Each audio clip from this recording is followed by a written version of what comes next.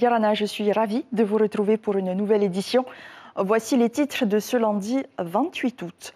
Nouveau féminicide au Fénois. Une femme de 39 ans perd la vie après avoir été frappée par son conjoint de 40 ans, son aîné. Alors que la Polynésie fait partie des territoires français les plus touchés par les féminicides, une question se pose. La justice dispose-t-elle des moyens nécessaires pour mettre fin à ces massacres? Élément de réponse avec le procureur général de la Polynésie, Thomas Pizon, est l'invité de ce journal. Un guichet unique pour faciliter la vie des victimes du nucléaire reconnues par le CIVEN. La CPS se charge désormais de l'accompagnement administratif. Mais pour les associations de défense, ce nouveau dispositif ne répond pas aux attentes. Peut-être la fin d'une ère dans le secteur de la pêche. L'attribution des licences sera mieux contrôlée, a promis Moetai Broderson. Une demande de longue date des professionnels qui se matérialise. Le trafic beaucoup plus fluide sur la côte ouest de Tahiti. La fermeture du giratoire de l'ex-méridien révolutionne de peu la circulation. Les usagers attendent toutefois beaucoup plus. Cette triste actualité à la une de ce lundi. Samedi soir, le souffle de vie d'une jeune femme de 39 ans lui a été ôté par son conjoint. Âgé de 79 ans, il aurait donné plusieurs coups à la tête avec une bouteille en verre. Selon nos confrères de Tahiti Info, l'homme s'est lui-même présenté à la gendarmerie le lendemain pour signaler les faits. Nous rejoignons Mélissa Chong et Inacio Raveino à la presqu'île. Mélissa, on imagine que sur place, c'est l'émoi.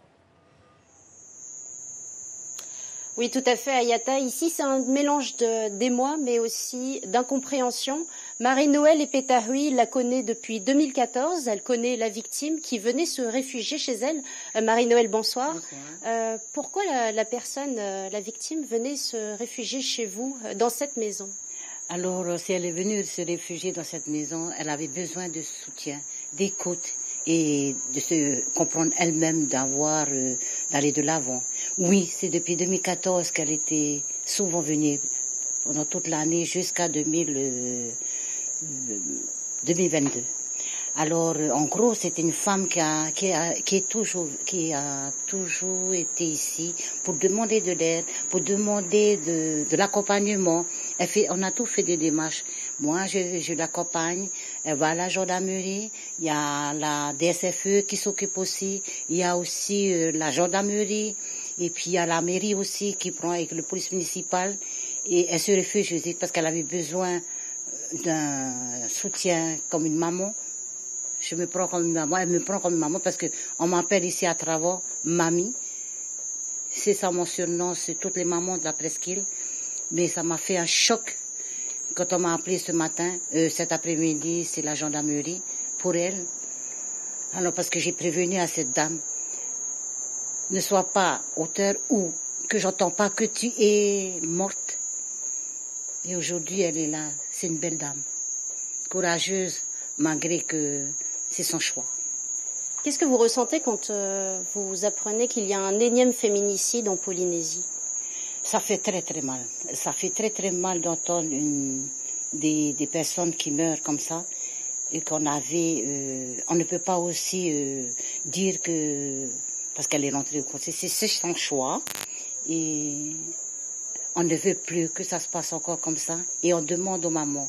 Si vous voulez parler, vous voulez rencontrer Marie-Noël, Marie-Noël, elle est là pour ouvrir son cœur, pour pouvoir...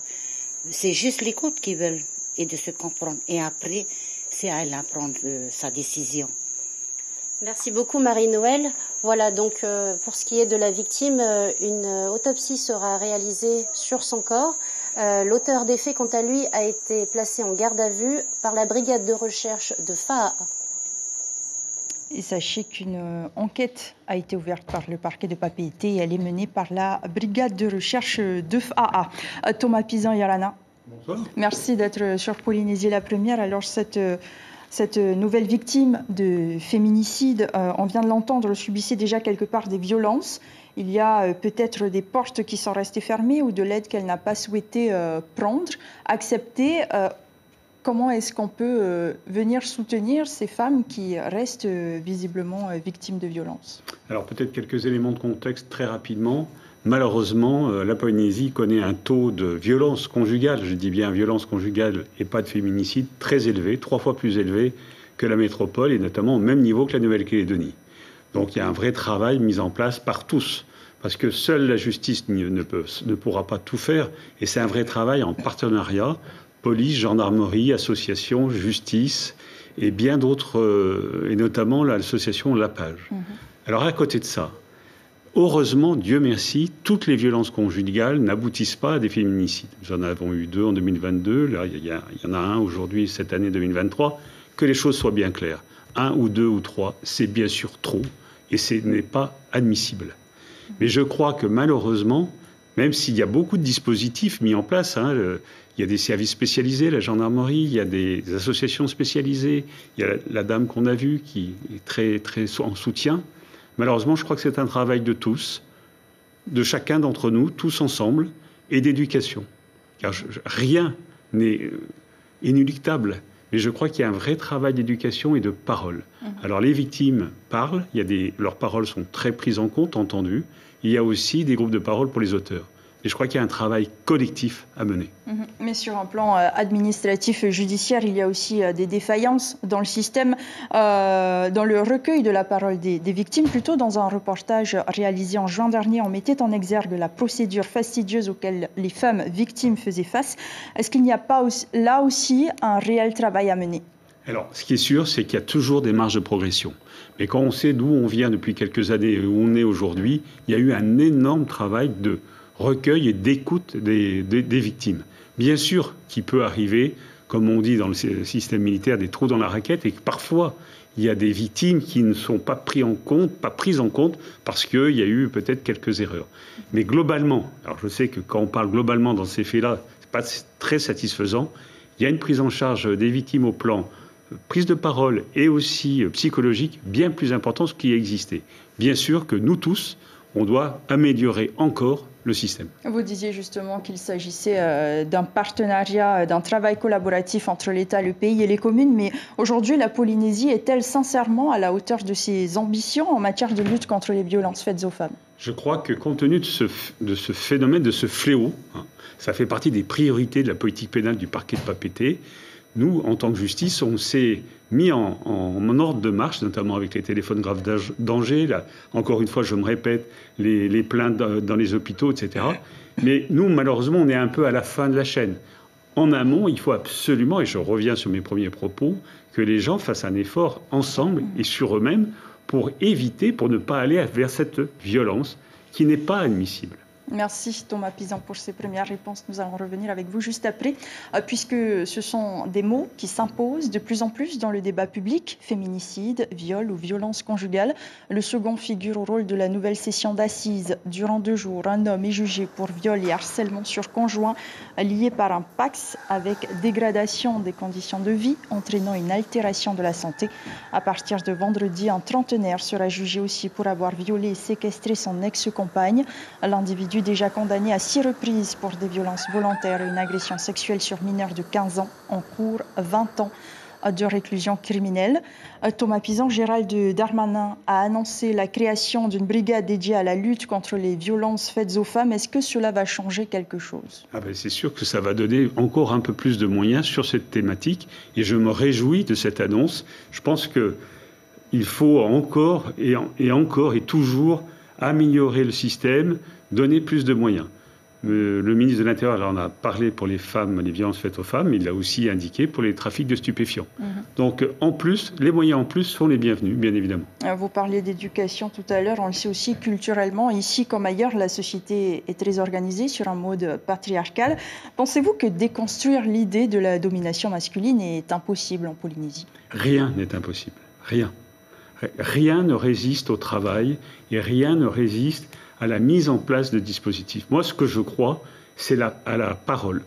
Alors après, une fois que l'acte est fait, c'est plus la parole, c'est la répression. Et ça, c'est notre travail. Mais avant, c'est la parole et l'éducation, notamment des garçons, des plus jeunes, mais pas que des plus jeunes, où il faut absolument faire passer l'idée que la violence n'est pas un moyen de communication. Ça ne marche dans aucune société. Et la répression, vous pensez que les peines qui sont données justement pour ces personnes qui commettent ces crimes sont assez lourdes ? Oui, je considère que la cour d'assises, mais aussi le tribunal correctionnel de Polynésie, sont sévères, en tout cas sévères et justes, dans les peines prononcées. C'est-à-dire que lorsqu'on arrive malheureusement au bout du processus, la justice sait être là avec à la fois sa sévérité, mais une sévérité juste. Et d'ailleurs, il y a très peu d'appels des décisions de la Cour d'assises, parce que les accusés admettent les peines qui sont prononcées par des jurés polynésiens. Merci beaucoup Thomas Pisan d'avoir répondu à nos questions ce soir. La session d'assises se tient donc sur 2 semaines. Et aussitôt annoncé par le président Moïse Broderson, aussitôt ouvert, depuis la semaine dernière, la Caisse de prévoyance sociale a mis en place un guichet unique pour les personnes reconnues victimes du nucléaire.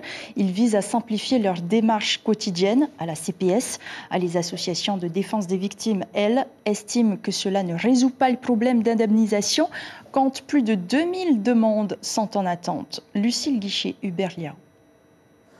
Ce matin, aucune victime du nucléaire dans le service des prestations familiales de la CPS. Au lendemain de l'annonce du président de la Polynésie la semaine dernière, une dizaine de personnes s'étaient présentées. Et pourtant, la CPS ne devient pas le CIVEN, le comité d'indemnisation du nucléaire, pour autant. Nous ne constituons pas le dossier, au contraire, nous réorientons les familles puisque c'est le CIVEN qui est en charge d'instruire ces demandes. Par contre, nous, on est là pour les accompagner réellement sur des aides relatives, des aides sanitaires ou autres démarches administratives CPS.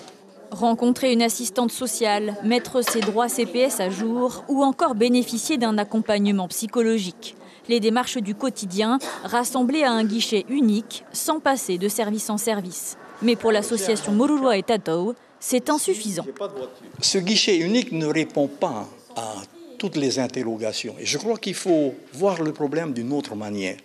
Il faut aujourd'hui dire à l'État, voilà ce que vous nous devez, c'est impératif.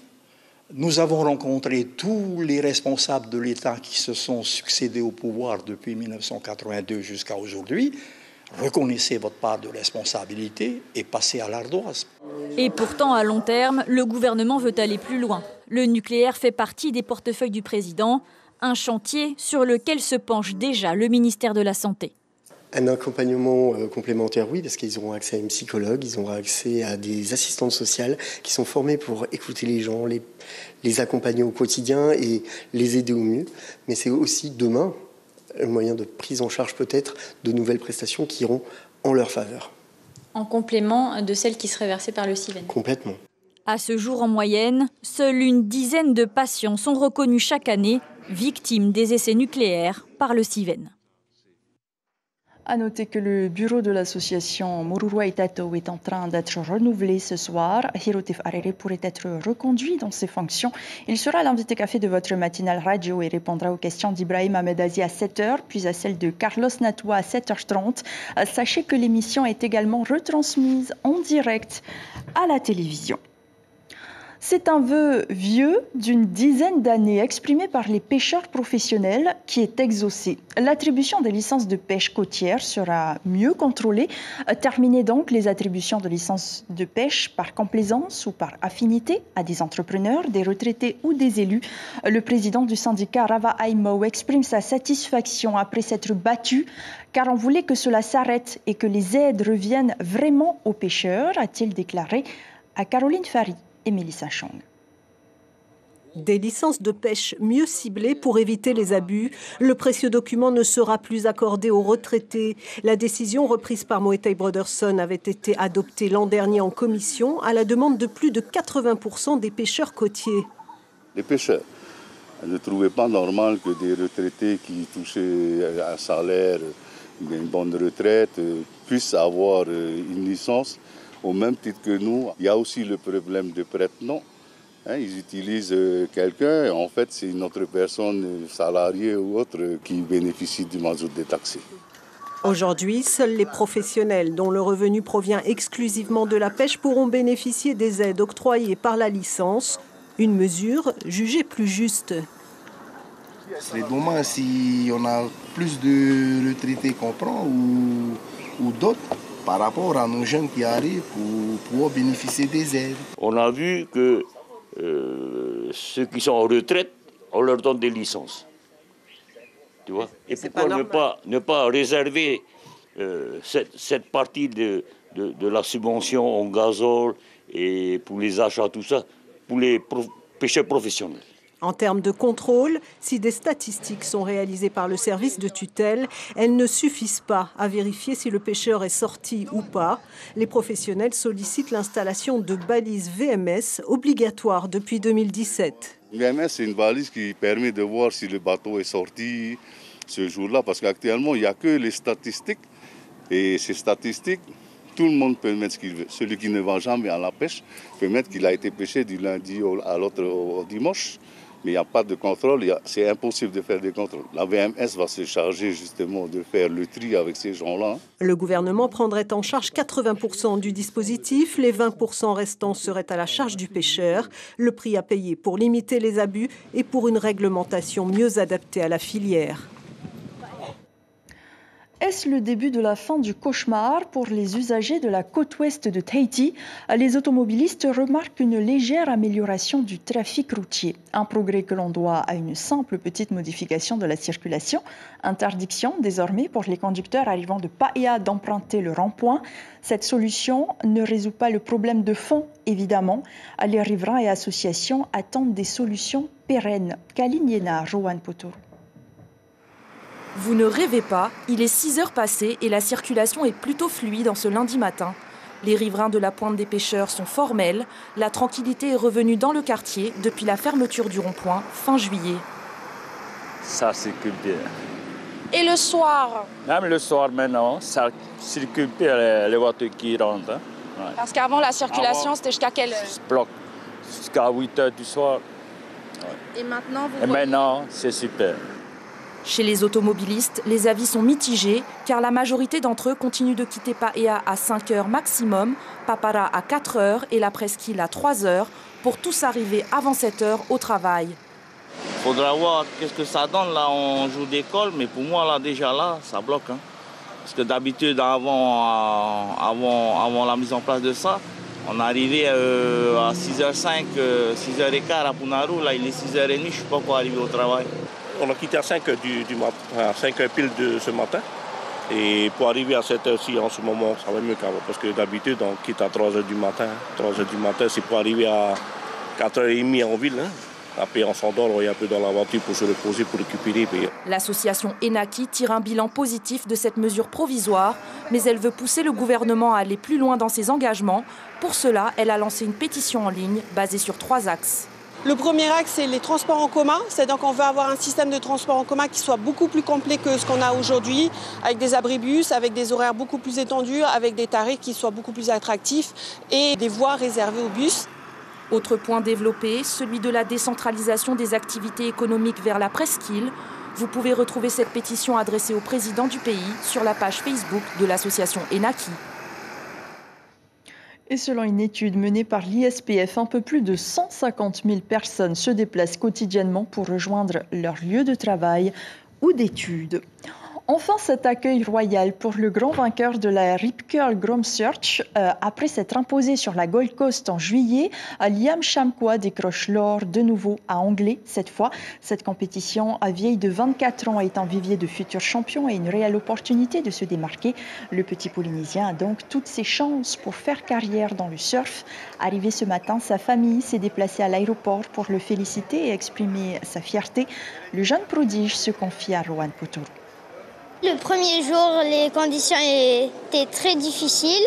J'ai terminé 3e, je suis allée en repêchage. J'ai passé cette série et le jour d'après, c'était très différent. Les vagues étaient carrément plus grosses. J'ai pu passer aussi cette série, j'ai été en finale. Et au final, à la finale, j'ai eu de bonnes vagues, de très bonnes vagues. J'ai fait des erreurs, c'est sûr, mais je suis contente de mon résultat. Le fait de ramener le trophée au Fénois, quel sentiment tu as? D'être heureux, joyeux, de porter le drapeau des Tahitiens, c'est top. Toutes nos félicitations à Liam Chamkwa et également Miliani Simon qui a décroché la médaille d'or chez les filles. Voici l'information principale de ce journal. Il marque les mémoires et fera probablement couler de l'encre comme les précédents. Un féminicide a eu lieu à Taravov ce week-end. Une femme de 39 ans a perdu la vie après avoir reçu plusieurs coups à la tête avec une bouteille en verre. L'homme âgé de 79 ans, son conjoint, s'est lui-même présenté à la gendarmerie le lendemain pour signaler les faits. L'enquête ouverte par le parquet de Papeete est menée par la brigade de recherche de FAA. Et Tahiti Info nous dévoile cette information. 45 000 doses de vaccins non utilisés, des vaccins contre le Covid-19. Dans un instant, un nouvel épisode de la série Abîme, suivi de Scandal. C'est la fin de ce journal. On se quitte en musique. Rocky Gobré prépare un concert hommage au King. 2 soirées sont prévues les 1er et 2 septembre à la salle Manuiti de Bahia. Très belle nuit, portez-vous bien. Très belle semaine et à demain.